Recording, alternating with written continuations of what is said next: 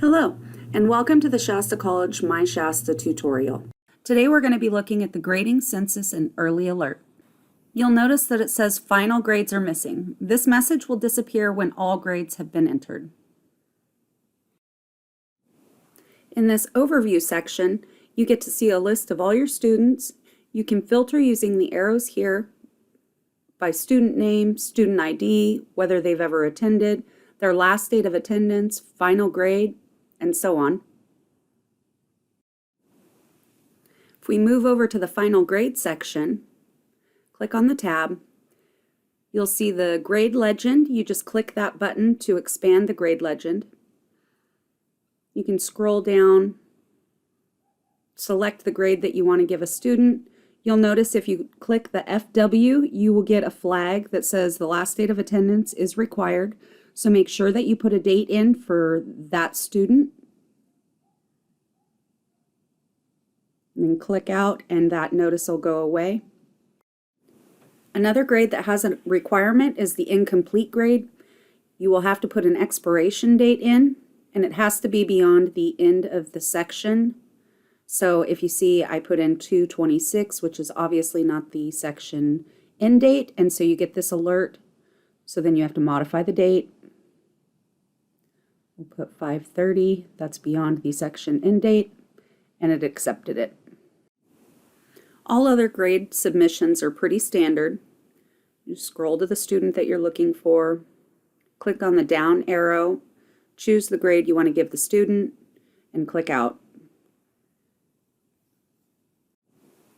Next, we're going to look at the census roster. From here, you can sort by student name, student ID, whether they've ever attended, and so on, just like you would any other tab. You place a check mark in the box if they've never attended, or if you know their last date of attendance, you're going to submit the date in this box and click out so that it saves. You'll notice if you hit submit, you're no longer going to be able to make changes to this roster. So make sure that you're completely finished editing before you click submit. Next, we'll take a look at early alerts.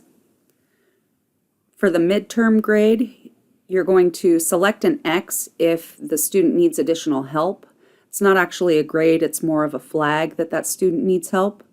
There's also the check boxes to select whether the student has ever attended or not. And a last date of attendance submission. Early alerts are the same, and there's also the submit button, which you will no longer be able to make changes to the roster once it's submitted. So make sure all your changes are taken care of prior to. Early alerts, it's the same thing with the X.